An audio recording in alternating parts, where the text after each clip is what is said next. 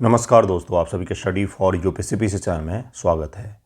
आज तारीख है 5 मार्च 2026 और आज का न्यूज़पेपर आर्टिकल डिस्कशन का वीडियो है। 5 मार्च हो गया है गुरु आज, और आपका पीटी एग्जामिनेशन कब है? तो 26 जुलाई को है, और यह 99% श्योर हो जाइए कि 26 जुलाई को ही होगा। जब तक कुछ अनएक्सपेक्टेड ना हो जाए तब तक यह 26 जुलाई का डेट आगे नहीं बढ़ेगा, यानी कि आपके पास में समय काफ़ी कम है। इसमें आपको स्टैटिक पोर्शन भी तैयार करना है, सब्जेक्ट भी सारे तैयार करने हैं, और करंट अफेयर भी तैयार करना है आपको 1 ईयर का। देखिए आज का हेडलाइन क्या है। तो ईरान और जो खाड़ी युद्ध फिलहाल में चल रहा है उसका विस्तार काफ़ी ज़्यादा हो गया है, और यूएस और इजराइल के कुछ ब्लंडर्स के कारण से ये युद्ध अब और भी ज़्यादा बढ़ जाएगा। संकट इससे सबसे बड़ा भारत के लिए खड़ा हो गया है, जिसके 40% से ज़्यादा एनर्जी जो है वो इसी क्षेत्र से होकर के भारत तक आते थे। कतर ने बोला है, कतर दुनिया के 25% से ज़्यादा एलएनजी का उत्पादन करता है, गैस का। कतर ने बोला है कि हम एलएनजी उत्पादन को रोक रहे हैं, और इसका कारण उसने यही बताया है कि युद्ध की स्थिति में एलएनजी का उत्पादन सेफ नहीं है, इसलिए इसे रोक दिया गया है। इसी प्रकार से अरामको के तेल प्रोडक्शन में भी कमी आई है, और हॉर्मुज के जो मुहाना है उसको बंद करने से भारत का तेल संकट गहरा होता जा रहा है। इस टॉपिक को ज़रा डिटेल में देखेंगे। अमेरिका और इजराइल के ब्लंडर्स क्या हैं जिसके कारण से ये युद्ध जो है वो अमेरिका को बहुत नुकसान पहुंचा रहा है, इजराइल को भी काफ़ी ज़्यादा नुकसान पहुंचा रहा है। अमेरिका को इस हद तक नुकसान पहुंचा रहा है कि जो अब्राहम लिंकन एयरक्राफ्ट कैरियर लाया गया था हॉर्मुज के पास में, उसे अमेरिका भगा करके दूर ले गया, क्योंकि उसको डुबोने का प्रयास किया जा रहा था ईरान के द्वारा। होता क्या है, आपने मध्यकाल के इतिहास पढ़ा होगा, तो उसमें मराठा और मुग़ल का संघर्ष पढ़ा होगा आपने। तो छत्रपति शिवाजी महाराज के पास संभाजी, उनके बाद संभाजी और राजा राम, इन दोनों को मुग़ल सैनिकों के द्वारा मार दिया जाता है।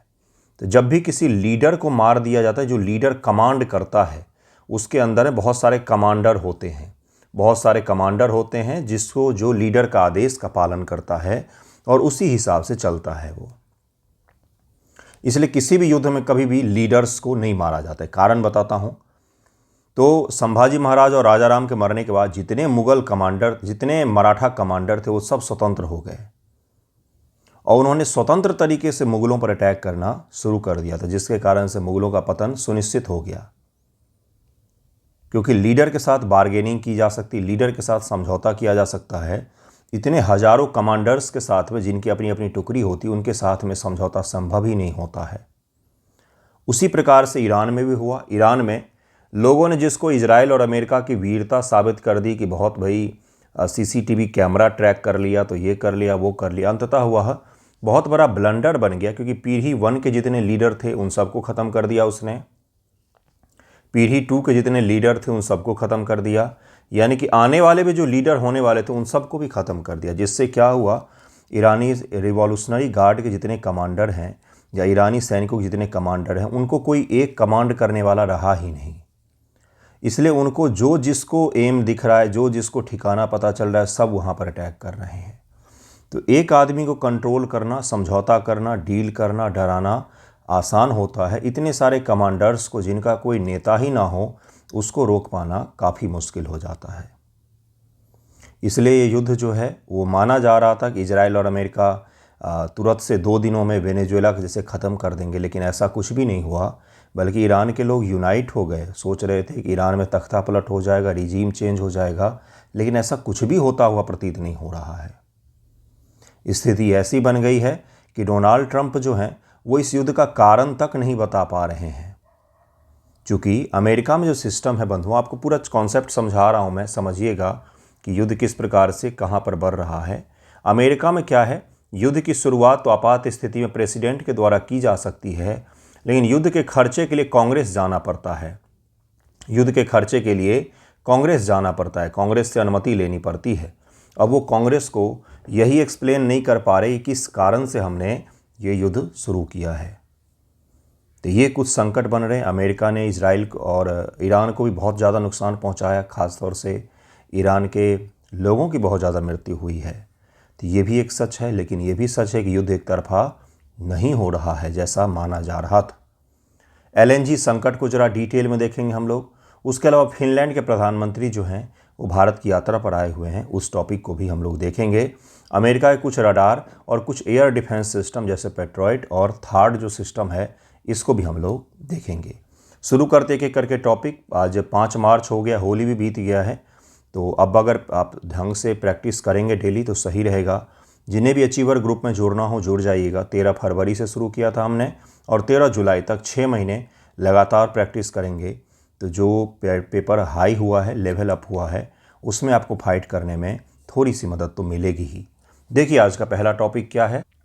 पहला टॉपिक जो है वो है IRINS डेना के बारे में। ये क्या है, तो ये मिलान एक्सरसाइज के बारे में हमने पढ़ा था बंधुओं, जो विशाखापत्तनम में भारत के जितने भी मैरीटाइम हमारे पार्टनर्स हैं उनके साथ हमने मिलान एक्सरसाइज को आयोजित किया था विशाखापत्तनम में। उसी मिलान एक्सरसाइज में भाग लेकर के ये ईरान का शिप है जो युद्ध का हिस्सा नहीं था, लेकिन ईरान के तो नेवल शिप ही थे, ये वापस जा रहा था। इसके ऊपर अमेरिका ने भारत के कोस्ट के समीप में, भारत और श्रीलंका के कोस्ट के नज़दीक में अटैक कर दिया। ये ऐसे ही है जैसे आपके घर से कोई गेस्ट निकले और घर के दरवाजे से जैसे ही बाहर निकले वैसे ही उस पर कोई बाहरी आदमी अटैक कर दे। तो आपके प्रेस्टीज का भी सवाल बन जाता है, क्योंकि हम बात करते हैं इंडियन ओशियन रिम एसोसिएशन की, हम बात करते हैं मिलान एक्सरसाइज में हमने मैरीटाइम पार्टनर्स के साथ में एक्सरसाइज आयोजित किया था और उनको अगर मार दिया जाए, श्रीलंका कोस्ट के समीप उन्हें मारा गया है, तो ये कहीं ना कहीं हमें भी चैलेंज किया जा रहा है। इसको ज़रा देखेंगे, इसका लॉन्ग टर्म इम्पैक्ट देखेंगे कि क्या करने वाला है, क्या पड़ने वाला। और भारत की सबसे बड़ी चीज़ है कि भारत ने अभी तक एक भी बयान ये नहीं जारी किया है कि ये जो है युद्ध ये गलत है, ऐसा नहीं होना चाहिए, ये अटैक जो है इसको ही कंडेम कर दे, क्योंकि हमारे एक्सरसाइज से शामिल होकर के जा रहा था, लेकिन ऐसा भी कुछ भी नहीं किया गया है। इसका जो सबसे गहरा प्रभाव है वो हमारी अर्थव्यवस्था पर पड़ेगा, मतलब ये ग्लोबल रिसेशन की तरफ में बढ़ सकता है, क्योंकि एनर्जी सिक्योरिटी पूरे दुनिया के लिए एक बहुत बड़ा कंसर्न बन गया है इस हॉर्मुज के बंद होने के कारण से। एक अमेरिकी पनडुब्बी ने श्रीलंका के दक्षिण तट के पास तैरके एक ईरानी युद्धपोत को टॉर्पीडो से मारकर डुबो दिया। इस पर 100 से ज़्यादा जो सेलर हैं वो थे, नाविक थे, ईरानी सैनिक थे, नेवी के सैनिक थे, और वो मिलान एक्सरसाइज से भाग लेकर के वापस लौट रहे थे। सेकेंड वर्ल्ड वॉर के दौरान भी अंतर्राष्ट्रीय वाटर में, अंतर्राष्ट्रीय जल में ऐसे कई सारे शिप को डुबोया गया, लेकिन ये जो शिप है ये वॉर का हिस्सा नहीं था। हाँ, लेकिन ये भी सच्चाई होती है, जब वॉर होता है तो होता है, उसमें कोई भी सैनिक या कोई भी शिप ये नहीं बोल सकता कि हम उस वॉर के हिस्से नहीं हैं। आप बस एक ईरानी शिप थे जिसे डुबो दिया गया। लेकिन हमारे लिए थोड़ा सा संकट का विषय इसलिए ज़रूर बना है क्योंकि हमारे यहाँ से एक्सरसाइज से ये लौट रहे थे। इस युद्धपोत का नाम है IRINS डेना, इसका नाम है, जो एक मौज क्लास फ्रिगेट था। यह युद्धपोत पिछले महीने भारतीय नौसेना द्वारा आयोजित एक अभ्यास में, जिसको मिलन अभ्यास नाम दिया गया है, विशाखापत्तनम के पास आयोजित हुआ था। इसमें भाग लेकर के यह वापस लौट रहा था और श्रीलंका के तट के पास में से मार गिराया अमेरिका ने। हताहत बहुत सारे लोग हुए, कुछ को तो श्रीलंका के सैनिकों ने बचा लिया, लेकिन बाकी जो हैं वो डूब गए और अब तो 100 से ज़्यादा सब बरामद हुए हैं। करीबन 150 आदमी थे, 150 सैनिक थे इस पोत पर, जिनको मार गिराया गया। भारत के लिए क्या क्या चिंताएं हो सकती हैं, भारत के लिए क्या कंसर्न हो सकता है, उसे ज़रा हम लोग देखेंगे। अमेरिका द्वारा ईरानी युद्धपोत को दक्षिण एशिया करीब डुबाना यह दर्शाता है कि पश्चिम एशिया का युद्ध अब पूरे हिंद महासागर रीजन में फैल रहा है। तो जो हम हिंद महासागर रिम एसोसिएशन की बात करते हैं, जो हम सागर पहल की बात करते हैं, security for all, security and growth for all in the region की बात करते हैं, उसको लेकर के चिंताएं खड़ी हो गई हैं कि क्या ये प्रोग्राम हमारा सस्टेन कर पाएगा इस युद्ध की हालत में। और जब हम खुद को एक रीजनल पावर बताना चाहते हैं, इस रीजन में जहाँ पर इतना उथल पुथल मचा हुआ है, वहाँ पर हम इन चीज़ों से खुद को अलग कैसे रख रहे हैं, जबकि इसका सबसे गहरा इम्पैक्ट हमारे ऊपर ही पड़ रहा है। ये भी एक सच्चाई है कि भारत के एक्सक्लूसिव जोन और भारत के कोस्टल जोन में किसी में भी नहीं आता है। ये श्रीलंका के कोस्ट के समीप था, लेकिन भारत के अभ्यास से यह वापस जा रहा था। विदेशी शक्तियों सुपर पावर्स के बीच इस तरह के सीधे सैन्य टकराव से भारतीय नौसेना पर अपने समुद्री क्षेत्र की रक्षा और निगरानी करने का भारी दबाव पड़ेगा कि हम जो है अपने समुद्री क्षेत्र और रक्षा की किस प्रकार से देखें, किस प्रकार से इसे सिक्योर करें। यह घटना भारत की रणनीतिक स्वायत्तता के लिए एक क्या है तो नाइटमेयर के जैसे है, क्योंकि हम रणनीतिक स्वायत्तता में ये भी सिक्योर करते हैं कि हमारे यहाँ अगर कोई एक्सरसाइज हो तो उसमें कोई पार्टिसिपेट करने आए तो उसे कोई नुकसान नहीं होना चाहिए। हालांकि वो एक्सरसाइज समाप्त हो चुका था और वो वापस जा रहा था और युद्ध का मैदान है पूरा हॉर्मुज और अरब सागर का क्षेत्र बना हुआ है।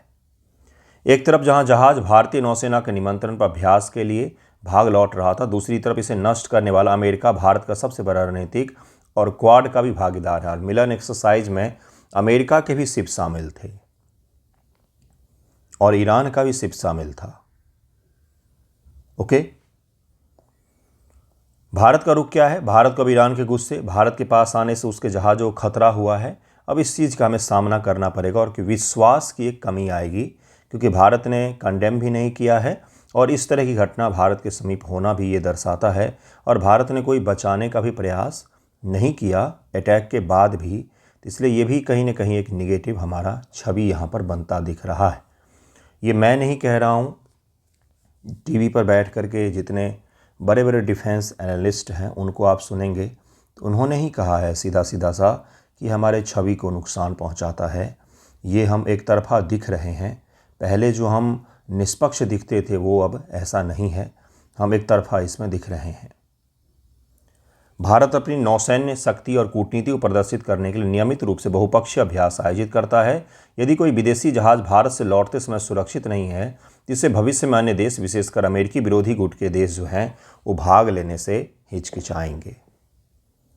ओके, ऊर्जा और व्यापार मार्गों की भेद्यता। श्रीलंका और दक्षिण भारत के आसपास का समुद्री मार्ग दुनिया का सबसे व्यस्त व्यापारिक मार्ग है और अगर ये बाधित होता है इस युद्ध के कारण से तो डायरेक्ट इसका प्रभाव पड़ेगा भारत के पोर्ट्स पर, भारत के इंपोर्ट पर, भारत के एक्सपोर्ट पर, इसका सीधा सीधा सा प्रभाव पड़ेगा। ओके, तो ये कुछ क्या है, आर्थिक, रणनीतिक, राजनीतिक सभी प्रभावों को हमने देखा है। श्रीलंका भूज राजनीतिक खींचातानी भी हो सकता है, क्योंकि श्रीलंका के समीप इस तरह के अटैक हुए हैं जहाँ पर चीन का पहले से ही प्रभाव क्षेत्र है। अगर भारत अपने मैरीटाइम पार्टनर्स को अपने इर्द गिर्द में सुरक्षित नहीं कर पाता है तो उसकी सुरक्षा गारंटी फिर चीन देगा। इससे ये क्षेत्र जो है और भी ज़्यादा कॉम्प्लेक्स हो सकता है, ऐसा एक्सपर्ट्स का मानना है, लेकिन ऐसा नहीं है। चीन तो वेनेजुएला की भी सुरक्षा की गारंटी ले रहा था, चीन ईरान की भी सुरक्षा की गारंटी ले रहा था, लेकिन कुछ भी सुरक्षा काम नहीं आए, ना तो ईरान के ना तो वेनेजुएला के। तो ये सबसे बड़ी हार तो चीन की भी है, ईरान के ऊपर में अटैक होना यही उसकी सबसे बड़ी हार है। ओके, नेक्स्ट टॉपिक जो है India gas supply slashed crisis उत्पन्न हो गया भारत के लिए। सरकार को कुछ फोर्स मेजर्स भी जो हैं वो अपनाने पड़ सकते हैं गैस को लेकर के। खास तौर से रूस ने कहा है कि हम भारत की ऊर्जा सुरक्षा को लेकर के प्रतिबद्ध हैं और हम सप्लाई करेंगे, लेकिन अमेरिका के साथ जो व्यापार समझौता हुआ उसमें हमने अमेरिका को कह दिया कि हम रूस के साथ तेल खरीदना धीरे धीरे कम करेंगे, रूस के साथ तेल खरीदना धीरे धीरे हम कम करेंगे। तो एक तरफ तो आपने ये पहले लिख करके दे दिया और दूसरी तरफ आप क्या कर रहे हैं, तो आपको रूस से तेल खरीदना ही पड़ेगा, you have no other options. तो ये हमें करना ही पड़ेगा। वेनेजुएला का टॉपिक जिस दिन हमने डिस्कस किया था, अगर आप सब रेगुलर वीडियो देख रहे होंगे तो 1 जनवरी 2 जनवरी को मैंने बताया था आपको कि आने वाले समय में जो युद्ध का क्षेत्र होगा वो ईरान और इसके इर्द गिर्द होगा, क्योंकि अमेरिका ने अपने जो हैं तेल के रिसोर्स वो सिक्योर कर लिए हैं। वेनेजुएला पर कब्जा करके उसने अपने तेल का इंतज़ाम तो कर लिया है और अब वो पूरे दुनिया का ग्लोबल सप्लाई चेन डिस्टर्ब करेगा। आपको अगर याद हो तो मैंने इस चीज़ के बारे में बताया था, वही सेम चीज़ यहाँ पर हो रहा है। ईरान पर अटैक हुआ और ईरान पर अटैक होने से पूरे ग्लोबल सप्लाई चेन, खास तौर से ऊर्जा सुरक्षा जो है यह प्रभावित हो रहा है। इससे डॉलर के प्रभुत्व फिर से हासिल हो जाएगा। डॉलर का जो प्रभुत्व है वो स्थापित हो जाएगा कि हाँ भाई कुछ भी करो लेकिन डॉलर को टच मत करो। कल रुपया कमज़ोर हुआ है, डॉलर मजबूत हुआ है। चीन की इकॉनमी के लिए भी क्राइसिस क्रिएट हो गया, क्योंकि चीन अपने सबसे ज़्यादा तेल जो है वो ईरान और वेनेजुएला से लेता था, और इन दोनों जगहों पर अमेरिका के कारण से डिस्टरबेंस उत्पन्न हो गया, जिससे चीन की जो ऊर्जा सुरक्षा है उसको बहुत ज़्यादा प्रभाव पड़ रहा है उसके ऊपर। ठीक है, तो ये आपको पहले से ही मैंने एनालिसिस बताया था। देखिए क्या है, ये ऑब्जर्व रिसर्च फाउंडेशन है, उसके वेबसाइट से बहुत सारे इनपुट मैंने उठाए हैं।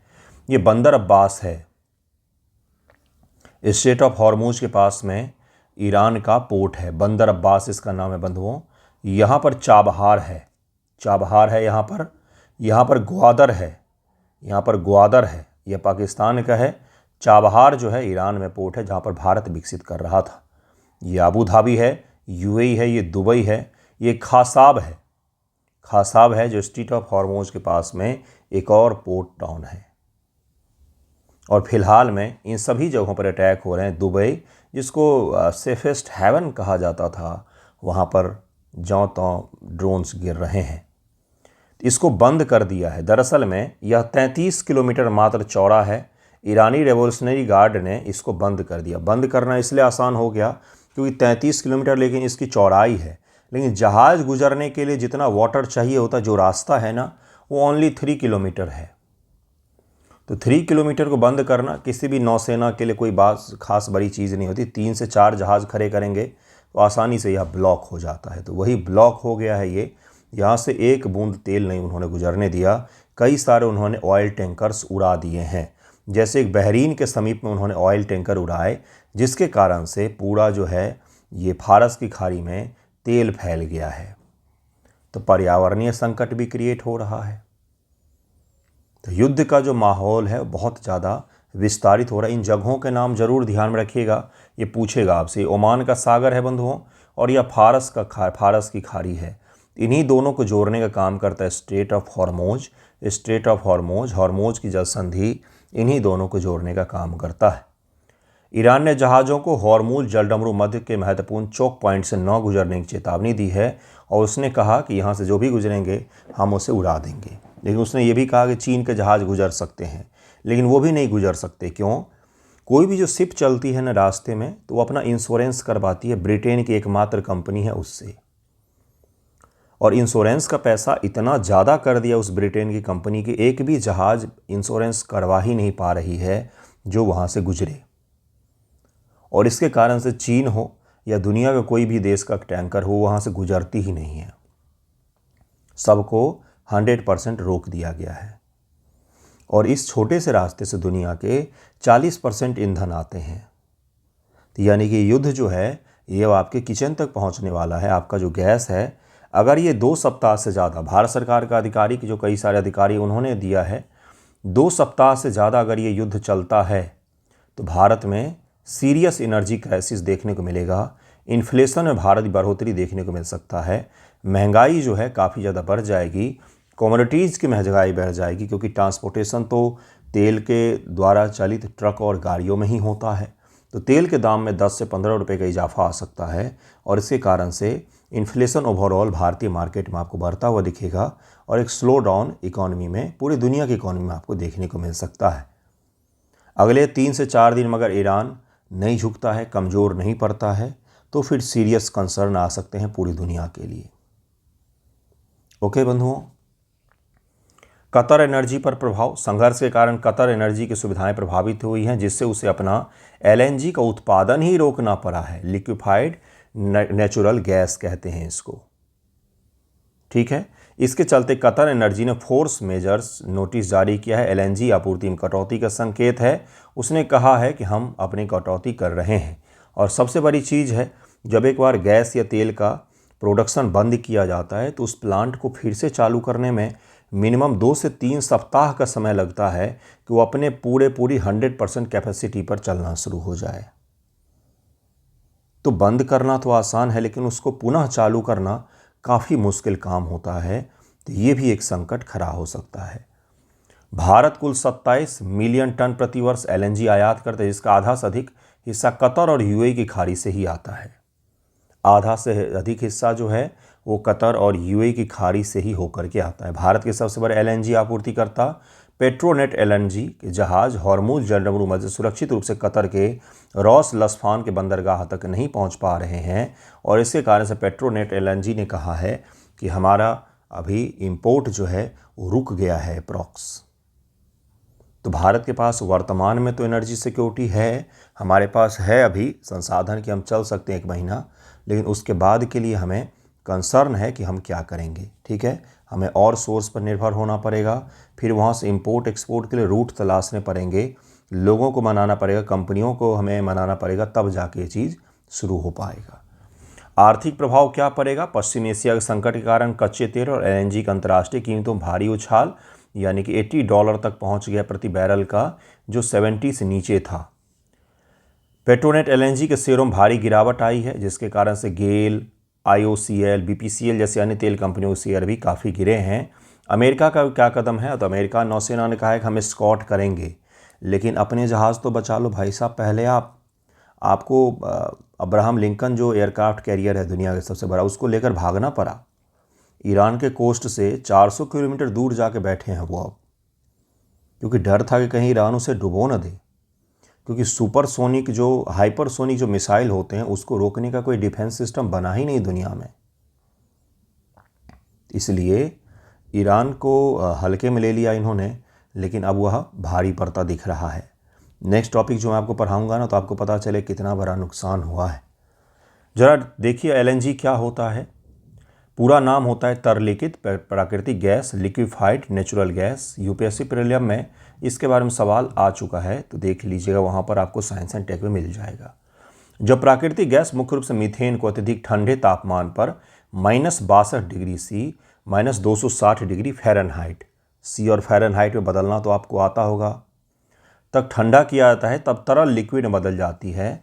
तरल अवस्था में बदलने पर गैस का आयतन 600 गुना तक कम हो जाता है। इसलिए इसे विशेष रूप से डिजाइन किया गया क्रायोजेनिक समुद्री जहाज़ों के माध्यम से दुनिया भर में सुरक्षित और आर्थिक रूप से ले जाना संभव हो पाया। गैस को भर करके ले जाना संभव नहीं हो पाता है, बहुत कम गैस भरे जाते हैं सिलेंडर में, जबकि उसको हमने ठंडा करके क्या कर दिया है, उसको हमने लिक्विड बना दिया है, और उस लिक्विड को हम इंपोर्ट एक्सपोर्ट दुनिया भर में आसानी से कर सकते हैं। तो यही एलएनजी होता है। नेचुरल गैस को ठंडा करके हम क्या करते हैं, तो उसको हम एलएनजी बना लेते हैं, और एलएनजी को इंपोर्ट एक्सपोर्ट आसानी से किया जा सकता है, जिसके कारण से ये दुनिया में कहीं भी भेज सकते हैं, कहीं से भी। ठीक है, भारत कहाँ कहाँ से एलएनजी का आयात करता है? तो कुल आयात जो भारत का है 27 मिलियन टन प्रति वर्ष है। ये बहुत ज़्यादा है, 2.7 करोड़ लगभग में, इतना ज़्यादा हम आयात करते हैं। खाड़ी क्षेत्रों का प्रभुत्व क्या है? भारत के कुल एलएनजी का आधे से अधिक हिस्सा खाड़ी क्षेत्र से आता है। यह आपूर्ति हॉर्मुज जल संधि से होकर के गुजरता है। कतर भारत का सबसे बड़ा एलएनजी आपूर्ति करता है। भारत के पेट्रोनेट एलएनजी जो है वो कतर से प्रतिवर्ष 8.5 मिलियन टन जो है मीट्रिक टन, ये वहाँ से एलएनजी लाती है। कतर के साथ हमारे रिलेशन भी अच्छे हैं। संयुक्त अरब अमीरात भारतीय तेल और गैस कंपनी यूएई से भी एलएनजी खरीदती है। हालांकि वर्तमान संदर्भ में खाड़ी देश सबसे अधिक प्रभावित हैं, जिसके कारण से भारत को अब रूस और बाकी दुनिया के देशों से एलएनजी खरीदना पड़ सकता है। भारत में समाधान क्या है भारत के पास में फिलहाल में? तो हम ये कर सकते हैं कि भाई अपना स्पॉट मार्केट में विविधीकरण कर सकते हैं, दुनिया के और हिस्सों से हम ला सकते हैं। नौसेना की सुरक्षा और स्कॉट करने के लिए हम भेज सकते हैं, लेकिन जब उन्होंने कहा बंद ही कर देंगे, तो ज्वलनशील पदार्थ होते हैं, एक बुलेट भी इनको हिट कर जाए तो पूरा ब्लास्ट हो जाता है इनमें।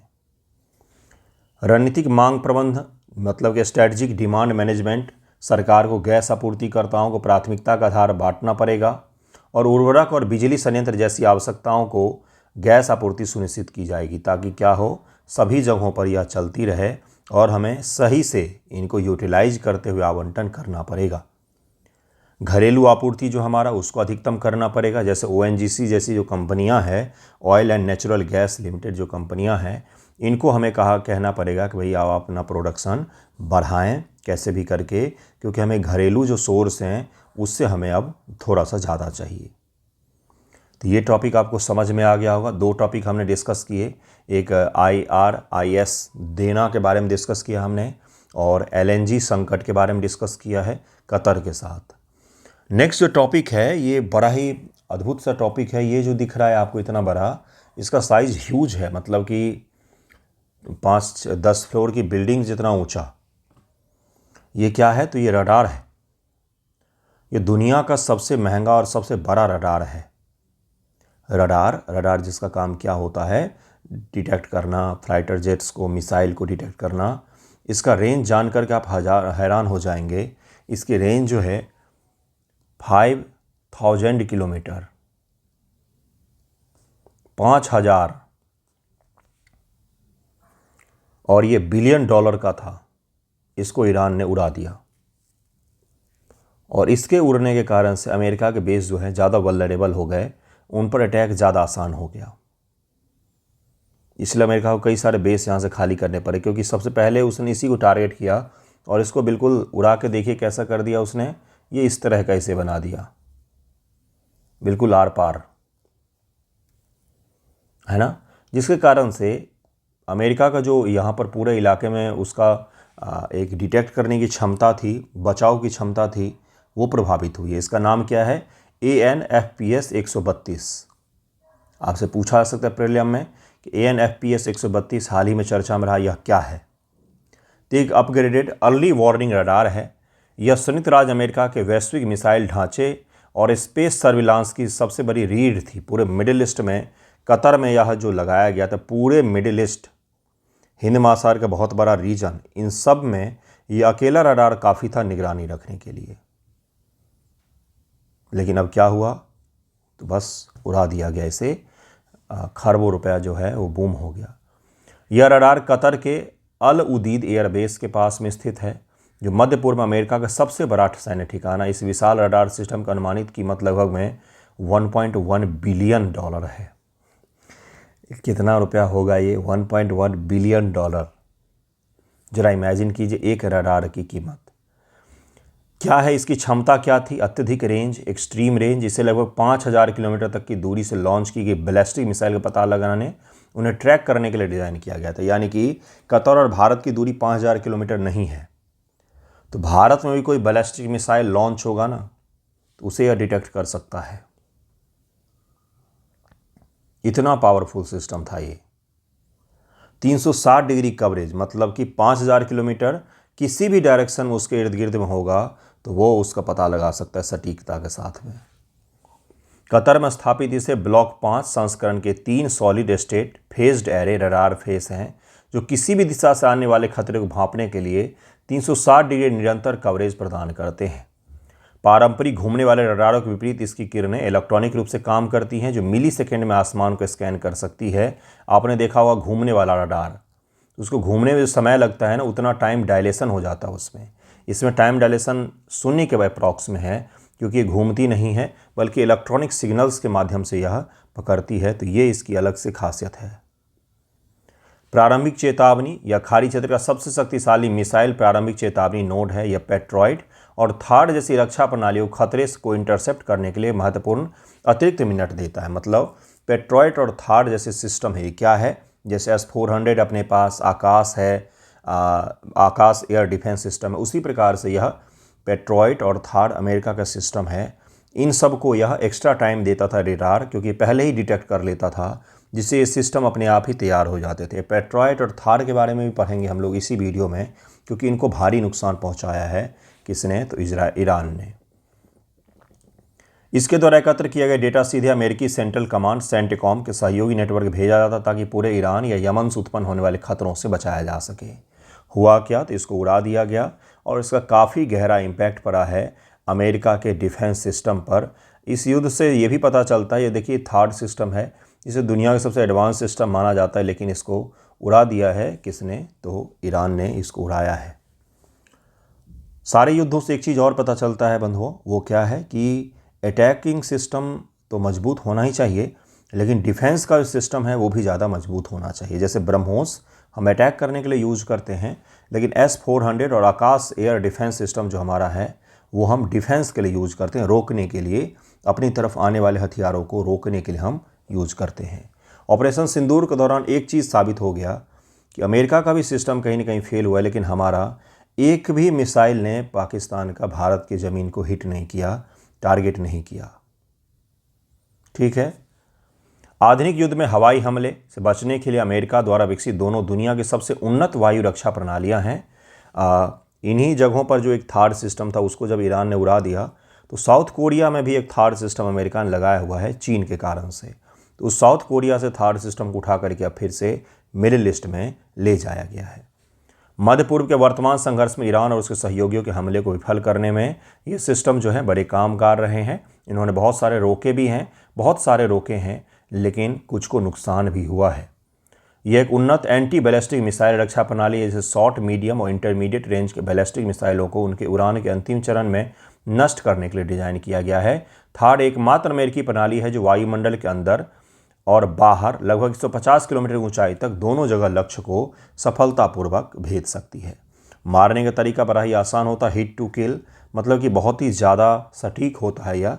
इसमें कोई विस्फोटक वॉरहेड नहीं होता है या मिसाइलों को नष्ट करने के लिए केवल अपनी गतिज ऊर्जा से सीधे टकराव पर निर्भर करता है। इसमें कोई वॉरहेड बम नहीं लगा होता है। कोई मिसाइल इसकी तरफ आ रही तो ये उड़ता है और उनसे जाकर के टकरा जाता है, बस यही इसका सिस्टम है। रडार और रेंज, यह प्रणाली ANTPY-2 रडार दुनिया के सबसे बड़ा और शक्तिशाली एक्स बैंड रडार का उपयोग करती है, जो 1000 से 3000 किलोमीटर तक की दूरी को भांप सकती है। इसीलिए थार्ड को बहुत ही एडवांस सिस्टम माना जाता है। लेकिन भारत सरकार ने किसी भी अमेरिकी फाइटर जेट और अमेरिकी डिफेंस प्रणाली को कभी नहीं खरीदा।